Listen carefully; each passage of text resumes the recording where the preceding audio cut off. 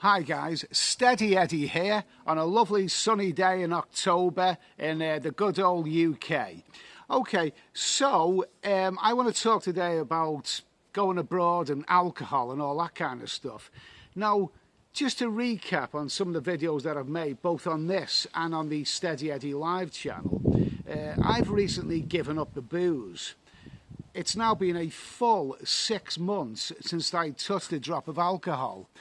I came back from Thailand 7 months ago, spent the first month weaning my way off the booze, and at the beginning of April I took my last drop of rum and beer and all that kind of stuff, and I haven't touched a drop of alcohol since. The end result is that I've lost about 2.5 stone in weight, and I feel a lot better, and I feel cleaner, you know, not an alcoholic. I drank alcohol every night for 30 years. Every night. No days off, nights off or whatever. Every night for 30 years. That's not healthy. But now I've given it up completely, and I feel all the better for it. So anyway, that's the brief stuff. If you want to know a bit more about that, my history of alcohol, there's videos on the Steady Eddie live channel. Okay, so we've said enough on that. I'm no longer an alcohol dependent. But people keep saying to me, wait a minute, Ed, you're going abroad. You're planning on living abroad. Going abroad, I've already booked the flight and I'll be on my travels in the new year, permanently. So people keep saying to me, okay, you've given up the booze, but what about when you get out to those wonderful Southeast Asian countries and, you know, explore the nightlife and all that kind of stuff? Are you telling me that you're going to be having nights out without drinking any alcohol, without drinking any beer, or are you not going to have any nights out at all, or you're going to stay in your condo like a hermit, or whatever? So this is the big question. I mean, what happens when you get abroad in that hot, sweaty climate? Well, I don't know. I keep saying I'll cross that bridge when I come to it. But let's just, you know, look at, you know, expats in general. Expats who retire to places like Thailand, Cambodia, wherever, alcoholism is a big problem for them. It is a big problem, not just there, but expats anywhere. I mean, what happens is that they go abroad to live in the sun, to play out their days, you know, in a nice, hot, sweaty, sunny climate. And, you know, there's lots going on in these countries. But the fact is, after a while, they lose the plot. And they form a circle of friends, and they run out of ideas, and before you know it, they're going to the bars day and night and day, and they're consuming God knows how much alcohol. They're consuming so much alcohol, and they become alcoholics.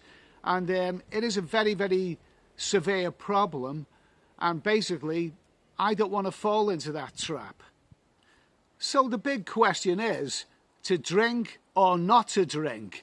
That is the question. Yeah, okay, with me up to now, it's been all or nothing. 30 years on the booze, 6 months off the booze. Yeah, all or nothing. But I think that there could possibly be something in between.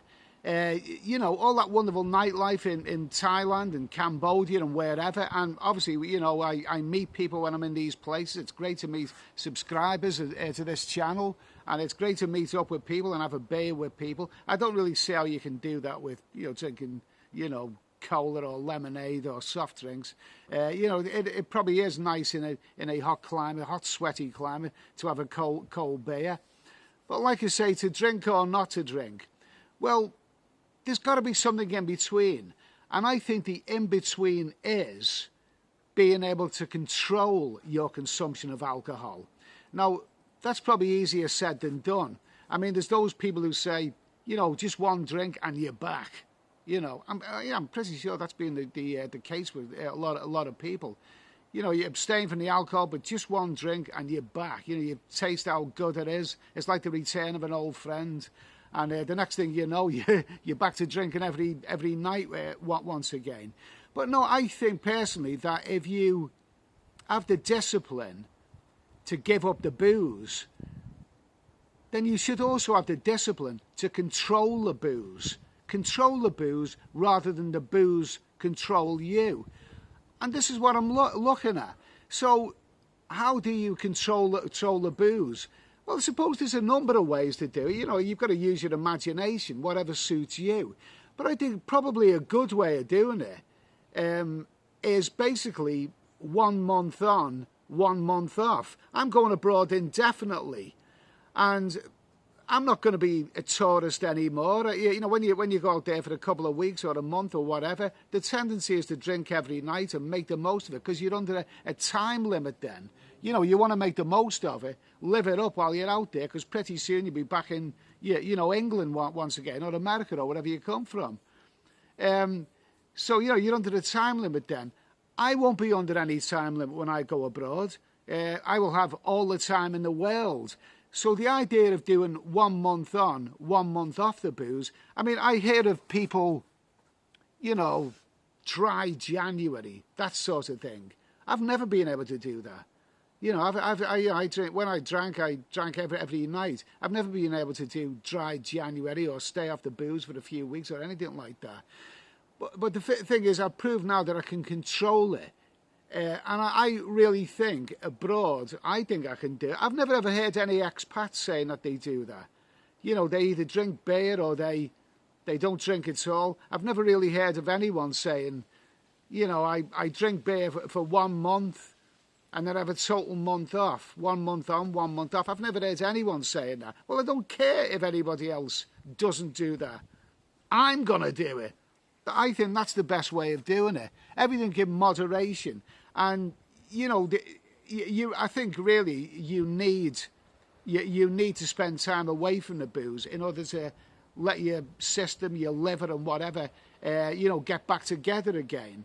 So when it comes to, you know, being out there in Thailand, walking along a beach on an island in a hot, sweaty environment, I mean, there's something about being in those hot, sweaty countries where a cold beer is just, irresistible. Here in England, you know, I can abstain from it, but when you're walking along a beach on one of those lovely Thai islands and building up a sweat, that wonderful moment when you're having a cold pint of beer, what a wonderful moment that is. I'm pretty sure I won't be able to resist that.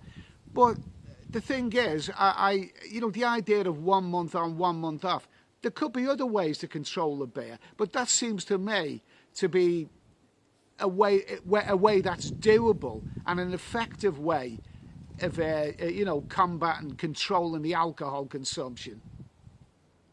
Alcohol, like food, is very, very much in the mind. There's a lot of psychology to it. It's like, you know, I haven't cut my food down that much, but I've cut it down a bit.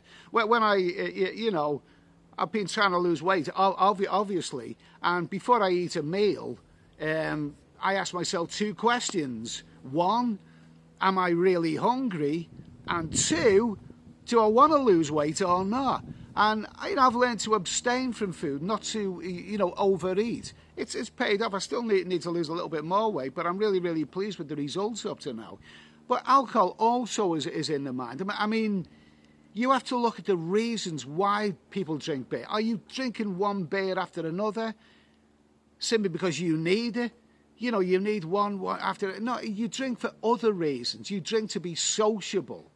You know, you drink to be sociable. You drink because you know, you want to see a beer at your side all of the time. It's a comforting thing. A lot of it's in the mind.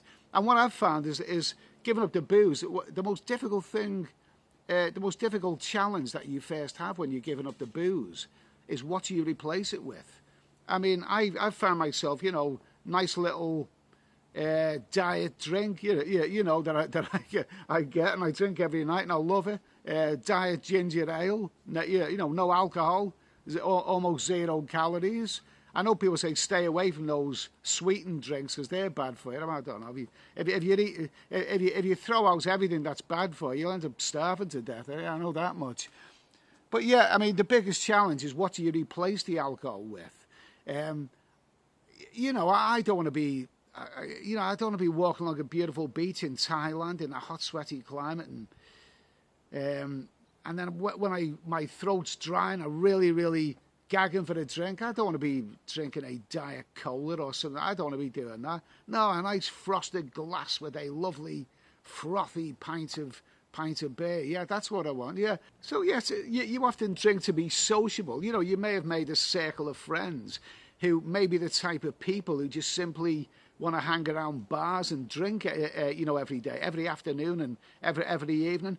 I mean, that's all very, very well, but I never ever wanted to do that. I never wanted to sit around all day and evening just drinking. There's got to be other things to do, and I think it's down to you as a person to find other things to do. You know, alcohol. Alcohol is terrific. A lovely cold beer in a hot climate, absolutely fantastic. But there's plenty of other things to do out there, and it's up to you.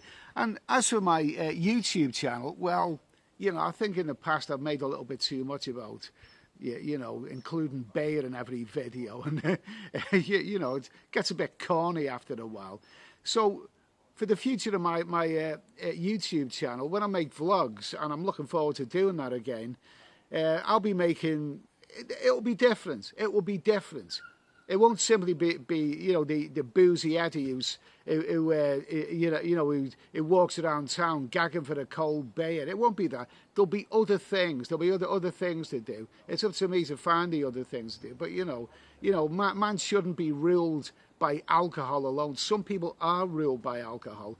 I've already cast the first stone by giving up the alcohol for the last 6 months, and you know, I think it's down to you to learn to control alcohol rather than alcohol controlling you.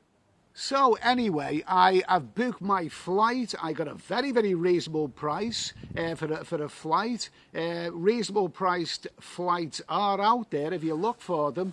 I will be on my travels in the new year. I cannot wait. A whole new adventure, a whole new chapter.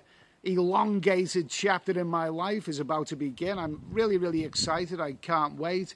And now that I've lost weight and I feel a little bit healthier, I'm off the booze. I feel more optimistic about my future. Before, I had an idea that I might not live until next year. Now I think I might just make it to 70, 80, you never know, might even make it to 90. You never know. You just never ever know. I'm a little bit optimistic about the future now, and I'm sure as hell not going to let alcohol spoil it for me. So anyway, that is how I plan to combat the booze. 1 month on, one month off. And also, when I will be drinking alcohol, I will just be drinking beer. I won't be drinking the variety of stuff that I did before, all the whiskey and the brandy and the rum and the wine and all the other stuff. No, I've gone far enough. I'm not gonna spoil it now. Just a cold beer, a cold refreshing beer, and then take a whole month off the booze. That's probably a good enough way of doing it. If you can think of a better way, then please let me know. But everything in moderation, I think is the key. So one final thing I want to mention, going abroad indefinitely, permanently, indefinitely. I'm not really afraid. I'm excited by the prospect. The one big issue is the health insurance. I still want to get my head around that. I've looked at a variety of different things, but after a recent experience with the NHS, I'm not going to hang around Britain and live a boring life simply because I want to be close to the British National Health System. I'm not going to do that.